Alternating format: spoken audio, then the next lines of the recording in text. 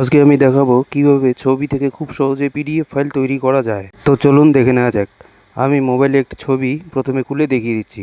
এই ছবিটি আমি পিডিএফ করব। প্রথমেই আপনাদের ফোনে যে কোনো একটি ব্রাউজার ওপেন করে নিন। ওখানে ব্রাউজারটি ওপেন করে নিয়ে লিখতে হবে জেপিজি টু পিডিএফ, লিখে সার্চ বাটনে ক্লিক করুন।